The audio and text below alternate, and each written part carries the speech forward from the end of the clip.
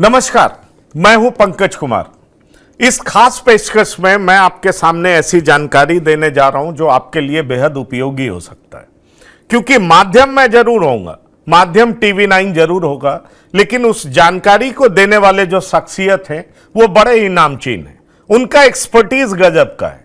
उन्होंने 1500 ऑपरेशन ऐसा किया है जिसको आजकल रोबोटिक सर्जरी कहते हैं। तो समझ लीजिए कि रोबोटिक सर्जरी में भी जिसे 1500 ऑपरेशन करने का अनुभव हो वो कितना जानकार होगा, उसका अनुभव किस तरह का होगा। अगर मैं पढ़ाई लिखाई की बात करूं तो बहुत सारी डिग्री उन्होंने विदेश से ली है और इसके बारे में मैं आपको बताता रहूंगा। पर आप समझ लीजिए कि अगर आपके जोड़ों में दर्द है, आपके कंधे में दर्द है, आपके नी में दर्द है, आप कंफ्यूज्ड हैं कि भाई कैसे ऑपरेशन कराएं, क्या वो मैन मेड ऑपरेशन हो, क्या रोबोट से ऑपरेशन हो, किस डॉक्टर के पास जाएं, क्या मेरी बीमारी खत्म होगी या नहीं होगी, क्योंकि बहुत तरह की भ्रांतियां हैं। एक बार हड्डी में फंसे आप ठीक नहीं होंगे, आप एक बार जोड़ों में फंसे इसका कोई इलाज नहीं होगा। पर यकीन मानिए मेरे साथ जो डॉक्टर हैं वो आपके हर परेशानी का इलाज बता देंगे। और मेरे साथ जो डॉक्टर हैं वो आपकी नाउम्मीदी को उम्मीद में तब्दील कर देंगे। मेरे साथ जो डॉक्टर हैं वो आपके कंफ्यूजन को कॉन्फिडेंस में बदल देंगे। इसलिए मैं ज्यादा समय नहीं लूंगा। मेरे साथ बात करने के लिए डॉक्टर शेखर श्रीवास्तव हैं, जिनकी डिग्री है MBBS MS ऑर्थोपेडिक्स, एओ फेलोशिप है ऑस्ट्रिया से, और फेलोशिप इन्होंने किया है जर्मनी और USA से। डिग्रियां इतनी हैं कि अगर मैं बताना शुरू किया तो लगता है शायद मैं क्वेश्चन पूछ नहीं पाऊंगा। इसलिए आप ये जान लीजिए कि बहुत सारी डिग्री लेने के बाद इनके पास अच्छा खासा अनुभव भी है। इसलिए डॉक्टर श्रीवास्तव, TV9 के प्लेटफॉर्म पर आपका बहुत बहुत स्वागत है। बहुत बहुत धन्यवाद पंकज जी। और आपका जो इंट्रोडक्शन है बहुत ही ज़बरदस्त है, लेकिन मैं यही कहना चाहूँगा कि इन डिग्रियों का कोई अर्थ नहीं है जब तक कि आप खुद एक्सपीरियंस आपका उसमें ना हो, जब तक कि आप पेशेंट की परेशानी समझ के उसका इलाज न करें, और उससे जो आप सीखते हैं वो इन डिग्रियों से कहीं ज़्यादा बढ़ के होता है। नहीं, इसीलिए मैंने सबसे पहले आपकी डिग्री बताने से पहले आपका अनुभव बताया, क्योंकि डॉक्टर और वकील अनुभवी ना हो और खासतौर पर जर्नलिस्ट भी अनुभवी ना हो, उसके बाल कुछ पके हुए दिखाई नहीं दे तो लोग गंभीरता से लेते नहीं। और बाल पकने का मतलब ये धूप में नहीं पकता, ये अपने प्रोफेशन में ही पकता है। इसलिए डॉक्टर साहब सीधा सवाल पर आता हूं। ये जो कंधों का दर्द, नी में दर्द, लोगों को रिप्लेसमेंट कराने की चुनौती, और वो इस बात से डर जाते हैं कि एक बार रिप्लेसमेंट करा लिया तो भी सॉल्यूशन नहीं मिलना है, ना कंधा उठ पाएगा, ना नी काम कर पाएगा, आखिरकार अब तो हमें जीवन से तौबा कर लेना चाहिए। उन लोगों को आप क्या कहना चाहेंगे? तो जैसा कि आप देखेंगे या आप अपने घर के आसपास देखते होंगे, काफ़ी लोग कंप्लेन करते हैं कि मेरे कंधे में दर्द है, मेरे घुटनों में दर्द है। तो इसके पीछे सबसे पहले ये जानना ज़रूरी होता है कि इन दर्दों का कारण क्या है। कुछ ऐसी बीमारियां होती हैं जिसमें कि आपके घुटने, कंधे सब इफ़ेक्ट होते हैं। ये एक जनरलाइज्ड प्रॉब्लम है जिसका एक जनरलाइज्ड ट्रीटमेंट है, जैसे रूमेटॉइड आर्थराइटिस रही। रूमेटॉइड आर्थराइटिस में आपके कंधे, घुटने सब दर्द होंगे और आप रूमेटॉइड का इलाज करेंगे तो ठीक होगा। लेकिन इसके बाद कुछ प्रॉब्लम्स ऐसी हैं which are specific to that joint, जैसे कि कंधे की प्रॉब्लम है, फ्रोजन शोल्डर है, या और मसल्स की प्रॉब्लम होती हैं। These are specific to shoulder. उसी तरह घुटने की जो होती हैं, कुछ घुटने की प्रॉब्लम होती हैं जो कि स्पेसिफिक हैं नी के लिए। तो इस तरह से आप एक बार डायग्नोस करके उसका इलाज कर सकते हैं। तो जैसा कि अभी हम डिस्कस करेंगे, पर्टिकुलर प्रॉब्लम के लिए जो आज की तारीख में हमारे पास जो उपाय हैं वो कितने कारगर हैं और उससे हमारे मरीजों को कितना फ़ायदा मिल सकता है। तो ये सारी चीज़ें हम एक एक करके डिस्कस नहीं, मैं वही चाहता हूँ आप हमारे दर्शकों को बताएं, क्योंकि देखिए वो कहते हैं ना, स्वास्थ्य से बड़ा कोई धन नहीं है। और अगर स्वास्थ्य भी खत्म हो गया, health is lost, everything is lost. और आजकल हेल्थ को प्रॉपरली मेंटेन रखना और उसको बनाए रखना सबसे बड़ी चुनौती है। कहते हैं हम बहुत इवॉल्व तो हो गए, हम बहुत मॉडर्नाइज्ड हो गए, लेकिन यकीन मानिए अस्पताल भी बड़े बड़े खुल गए पर लोगों की समस्याएं भी कम नहीं हुई हैं। इसलिए मैं आपसे पूछना चाहता हूं कि अगर हम ये कहें कि नी आर्थराइटिस प्रॉब्लम इंडियन पॉपुलेशन में कितना बड़ा प्रॉब्लम है, क्योंकि नी से जुड़ा जब भी कोई मामला आता है तो लोग घबराने लगते हैं। पहले तो बड़ा ही कॉमनली कहा जाता था साइनोवियल फ्लूइड कम हो गया होगा, इसलिए जोड़ों में ग्रीसिंग नहीं हो पा रहा है, तरह तरह की समस्या है। लेकिन अब तो यह सुनने को मिलता है कि नी आर्थराइटिस इतना बड़ा प्रॉब्लम हो गया है, किस डॉक्टर के पास जाएं, कैसे इलाज कराएं, रोबोटिक सर्जरी कराना चाहिए या मैन मेड सर्जरी कराना चाहिए, बहुत तरह की भ्रांतियां होती है। इसीलिए मैंने आपसे कहा कि हमारे दर्शकों की सारी भ्रांतियां आप दूर कर दें। तो जैसा आपने पूछा कि ये नी आर्थराइटिस की प्रॉब्लम कितनी बड़ी प्रॉब्लम है ना, तो इसका आप ये अंदाज़ा लगा सकते हो कि स्टैटिस्टिक्स के हिसाब से 25 से 30% ऑफ द पॉपुलेशन, इंडिया की पॉपुलेशन नी आर्थराइटिस से सफ़र करती है। अगर आप इसको एक्स्ट्रापोलेट करें जो हमारी पॉपुलेशन है which is close to 140 crore now, तो उस हिसाब से अगर देखा जाए तो करीब करीब 35 से 40 करोड़ लोग ऐसे हैं जो किसी न किसी फॉर्म में घुटने की आर्थराइटिस से प्रभावित है। ठीक है, अब ये जो आर्थराइटिस हमें सुनने में इतना बड़ा लग रहा है कि 30 करोड़ 40 करोड़, ऐसा नहीं कि सबको सर्जरी की ज़रूरत पड़ रही है। हाँ, उनके घुटने में ज़रूर दिक्कत है, लेकिन ये ज़्यादातर जो प्रॉब्लम होती है, ज़्यादातर प्रॉब्लम हम अपनी थोड़ी लाइफस्टाइल चेंज करके और थोड़ी सी मेडिसिन से ठीक कर सकते हैं। एक बहुत स्मॉल परसेंटेज होता है which I would say less than 1%, 0.5% ऐसे होते हैं जिनको कि सर्जरी की ज़रूरत पड़ती है। तो ज़्यादातर जो ये पॉपुलेशन को जो आर्थराइटिस होती है ये दवाइयों से, एक्सरसाइज से ठीक हो सकती है। और जैसा आपने बताया, इसमें से भी ऑलमोस्ट 70% जो प्रॉब्लम होती है वो हम लेडीज़ में देखते हैं। नहीं, उस पर हम आएंगे, लेडीज की भी बात करेंगे। और लेडीज के बगैर तो कोई समाज, कोई सोसाइटी, कोई देश पूरा होता ही नहीं है, और उनकी भी समस्याएं बहुत सारी हैं।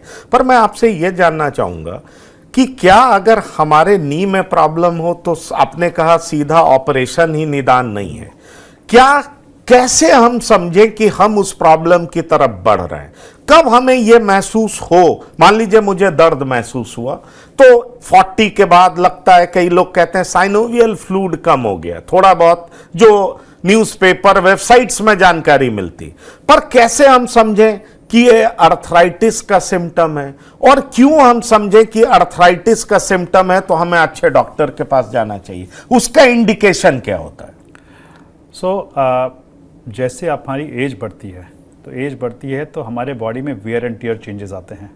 जैसा आपने डिस्कस किया था अपने स्टार्ट में कि लोगों के बाल सफ़ेद होते हैं, दैट्स ऑल्सो एजिंग प्रोसेस। तो उसी तरह हमारे घुटनों में भी एज के हिसाब से चेंजेस आते हैं। ओके, नाउ ये जो चेंजेस आते हैं ये 50 के बाद थोड़े तेज़ी से आने शुरू होते हैं, but some degeneration can happen in early stage also. कब हो सकते हैं? सपोज़ आपको अर्ली चाइल्डहुड में या फिर यंग एज में कोई चोट लगी हुई हो जिसमें अंदर घुटने में लिगामेंट या फिर जो कार्टिलेज होता है उसमें डैमेज हुआ हो, तो अगर ये सारी चीज़ें हुई हों तो आपके केस में अर्ली आर्थराइटिस आ सकती है। अदरवाइज़ जो नॉर्मली एज रिलेटेड आर्थराइटिस आती है वो यूजुअली 50, 55, 60 के आसपास आती है। और शुरुआत कैसे होती है? शुरुआत ऐसे होती है कि आप लंबा चलने में आपको दर्द हो रहा है, सीढ़ियाँ चढ़ना हो तो फिर आपको दिक्कत हो रही है, पैरों में सूजन आ रही है। So initially you will have pain on increased activity, pain on exertion. यही चीज़ जब धीरे धीरे आगे बढ़ती है then you will have pain at rest, बैठे बैठे भी दर्द हो रहा है, लेटे हुए भी दर्द हो रहा है। और उसके नेक्स्ट स्टेज में क्या आता है कि आर्थराइटिस की वजह से आप देखोगे कि आपके घुटने में डिफॉर्मिटी आनी शुरू हो गई है। आप देखते हो कई लोग जिनकी एज ज़्यादा है उनके घुटने ऐसे टेढ़े हो गए हैं। सो वो एक्सट्रीम स्टेज है, एडवांस स्टेज है। बट जैसा आपने बोला कि इनिशियली कैसा पता चलेगा? वेल, पेन ऑन एक्सर्शन, ज़्यादा चलने पे, ज़्यादा एक्टिविटी करने पे, स्पोर्ट्स खेलने पे। पहले मेरे को दर्द नहीं होता था, अब दर्द आजकल हो रहा है, स्वेलिंग आ रही है। पेन इन होल बॉडी और पेन इन नी, कैसे, मतलब कैसे, किस तरह का दर्द? अभी हम नी के बारे में स्पेसिफिकली डिस्कस कर रहे हैं। राइट, स्पेसिफिकली के बारे में बात कर रहे हैं। तो अगर आपको ये दिक्कत हो रही है, बट सपोज़ किसी की एज 40 है, तो कई बार ऐसा भी होता है कि अगर आपकी मसल्स वीक हैं उसकी वजह से भी हो सकता है। सो इनिशियली हम जस्ट बोलते हैं कि आप एक्सरसाइज करो और मसल स्ट्रेंथनिंग लाओ, और अगर आपका पेन ठीक हो गया तो कोई दिक्कत नहीं है। बट अगर पेन परसिस्टेंट है, स्वेलिंग हो रही है, परसिस्टेंट है पेन, तो उस केस में हम एक्सरे वगैरह करके डायग्नोस करते हैं कि वेदर उस व्यक्ति को आर्थराइटिस हो रही है कि नहीं हो रही है। ठीक है। अब एक बात बताइए, कई बार ये भ्रांतियां रहती हैं कि हमें मशीन के चक्कर में नहीं पड़ना चाहिए, और आपका रोबोटिक सर्जरी का 1500 ऑपरेशन करने का अनुभव है। रोबोटिक सर्जरी क्या man made, complete man made surgery से क्यों बेहतर है? क्यों इसको अपनाना चाहिए? ये मैं आपसे सवाल करना चाहता हूं। तो सबसे पहले मैं ये क्लियर करना चाहूँगा कि it is robotic assisted surgery. That means कि ये सर्जरी जो है सर्जन ही कर रहा है, लेकिन रोबोट की मदद से कर रहा है। रोबोट की मदद से उसे क्या फ़ायदा हो रहा है? रोबोट की मदद से उसे एक एक्यूरेट इंफॉर्मेशन मिल रही है उस पेशेंट के घुटने के बारे में, उसके डायमेंशंस के बारे में, और प्लानिंग करने में उसको हेल्प मिल रही है। और रोबोट की मदद से उसने जो प्लान बनाया है उसको एग्जीक्यूशन में हेल्प मिल रही है। सो बेसिकली सर्जरी तो सर्जन ही करता है, लेकिन रोबोट की मदद से जब करता है तो उस सर्जरी की जो सटीकता है, जो एक्यूरेसी है, वो बढ़ जाती है। एक सवाल जो हर पेशेंट मुझसे आके ये पूछता है जिसको नी रिप्लेसमेंट कराना है, कि मेरा घुटना कितना चलेगा, है ना? वो एक बहुत ही मतलब उस पेशेंट के लिए बहुत ही अहम सवाल है। और हमारा भी जो एम है ये क्या रहता है कि जो हम नी रिप्लेसमेंट करें उसमें पेशेंट की परेशानी दूर हो, चलना फिरना ठीक हो जाए, दर्द ख़त्म हो जाए, प्लस ये इसकी लाइफ लॉन्ग चले। नहीं, पर सवाल सवाल इसमें यह भी उठता है ना, मेरे मन में भी सवाल है, भगवान न करे मुझे उससे गुजरना पड़े, लेकिन मेरे मन में भी सवाल है कि क्या रोबोटिक सर्जरी के बाद मैं एक नॉर्मल इंसान की तरह चल पाऊंगा, या मुझे बहुत प्रिकॉशन लेना पड़ेगा, बड़ा टेक केयर करना पड़ेगा, मैं नॉर्मल इंसान की तरह चल ही नहीं पाऊंगा? सच्चाई क्या है वो बता दीजिए। बिल्कुल ठीक पूछा आपने। So first of all, a replaced knee can never match a natural knee. Okay? तो कोई भी बोले कि नहीं घुटना चेंज होने के बाद मेरा घुटना जो मैं अपने प्राइम में था, 20 साल में था, 25 साल में था, वो हो जाए, वो नहीं हो सकता है ना? आपको बड़ा क्लियर रखना है कि आपके नी रिप्लेसमेंट का गोल क्या है। नी रिप्लेसमेंट यंग लोगों में तो होते नहीं है, 60, 65, 70 में होते हैं।